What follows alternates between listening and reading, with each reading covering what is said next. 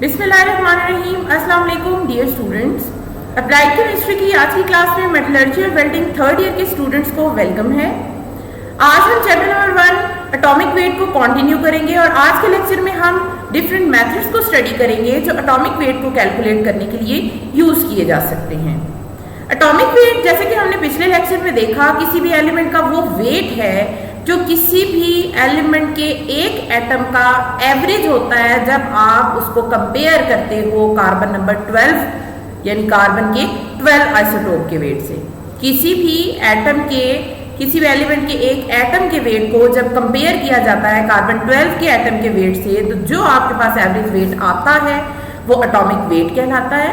या atomic weight को आप इस तरीके से भी डिफाइन कर सकते हैं, the weight of one atom of element expressed in atomic mass unit. किसी भी एलिमेंट के एक एटम के वेट को जब आप एटॉमिक मास यूनिट की सूरत में डिस्क्राइब करते हो, एक्सप्रेस करते हो, तो उसको एटॉमिक वेट कहा जाता है।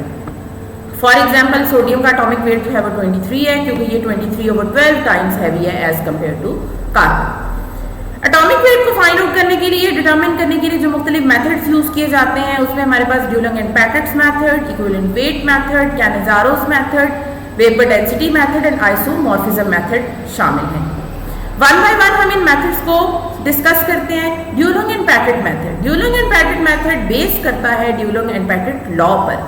इस लॉ के मुताबिक the product of atomic weight and specific heat of an element is approximately equal to 6.4। यानी अगर आप किसी एलिमेंट के एटॉमिक वेट और उसकी स्पेसिफिक हीट को मल्टीप्लाई करते हो तो आंसर हमेशा किसके बराबर आता है? 6.4 के बराबर आता है। तो इस फॉर्मूले की मदद से आप एटॉमिक वेट कैलकुलेट कर सकते हो, यानी atomic weight is equal to 6.4 divided by specific heat. ये स्पेसिफिक हीट क्या होती है? स्पेसिफिक हीट हमारे पास हीट की वो मिकदार है जो किसी एलिमेंट के, किसी सब्सटेंस के यूनिट मास को, यानी मास 1 ग्राम हो, यूनिट मास को जब आप टेम्परेचर उसका 1 डिग्री सेंटीग्रेड आपने राइज करना है तो उसके लिए जो हीट दरकार होती है वो क्या कहलाती है? Specific heat. The amount of heat per unit mass required to raise the temperature by 1 degree centigrade is known as specific heat. Mathematically, Q is equal to C m delta T. Q is the heat added, C is specific heat, m is mass and delta T is change in temperature. जब mass हमारे पास unit mass होगा यानी 1 ग्राम होगा, delta T change in temperature हमारे पास 1 degree centigrade है, तो automatically हमारे पास Q की वैल्यू जो है वो C के बराबर आएगी, यानी जो हीट ऐड की है वो ही क्या होगी? स्पेसिफिक हीट होगी। सेकंड मेथड जो एटॉमिक वेट को फाइंड आउट करने के लिए इस्तेमाल किया जाता है वो है equivalent weight method. Equivalent weight of a substance can be defined as weight of substance which displaces और combines with 1 part by weight of hydrogen. अगर हाइड्रोजन का वजन जो है वो एक हिस्सा है तो किसी दूसरे सब्सटेंस का कितना वजन उसके साथ कंबाइन कर रहा है, मिल रहा है, वो क्या कहलाता है? Equivalent wait. मैथमेटिकली जो एटॉमिक वेट होता है वो equivalent weight divided by valency है, और इस यहाँ से वैलेंसी जो है वो atomic weight divided by equivalent weight हो सकती है। ये वैलेंसी क्या होती है? वैलेंसी किसी भी एटम की कंबाइनिंग कैपेसिटी होती है, या वो नंबर ऑफ इलेक्ट्रॉन है जो बॉन्ड फॉर्मेशन के दौरान कोई एटम देता है या लेता है। तो अगर आपको वैलेंसी पता है और इक्विवेलेंट वेट पता है तो आप क्या फाइंड आउट कर सकते हो? एटॉमिक वेट फाइंड आउट कर सकते हो। थर्ड मेथड हमारे पास कैनिज़ारोस मेथड है। ये उस वक्त अप्लाई होता है जब आपके पास कोई एक एलिमेंट एक से ज्यादा डिफरेंट कंपाउंड्स बना सकता है। इस सूरत में आप क्या प्रोसीजर फॉलो करते हो कि सबसे पहले क्या किया जाता है? जितने भी नॉन कंपाउंड्स हैं किसी भी एलिमेंट के, उनकी एक लिस्ट बना ली जाती है। फिर आप उन तमाम कंपाउंड्स का मॉलिक्यूलर मास फाइंड आउट करते हो by multiplying vapour density with 2। उसके बाद एनालिसिस किया जाता है कि डिजायर्ड एलिमेंट हर कंपाउंड में किस रेशो में मौजूद है।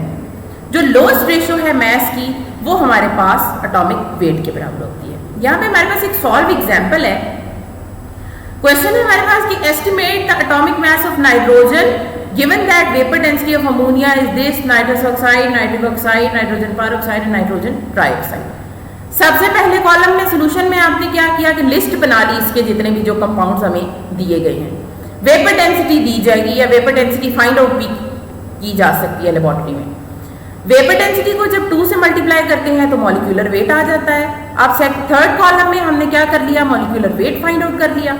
अब एनालिसिस किया और देखा कि हमारा जो डिजायर्ड एटम है नाइट्रोजन वो किस रेशो में मौजूद है, किस मास की रेशो में मौजूद है।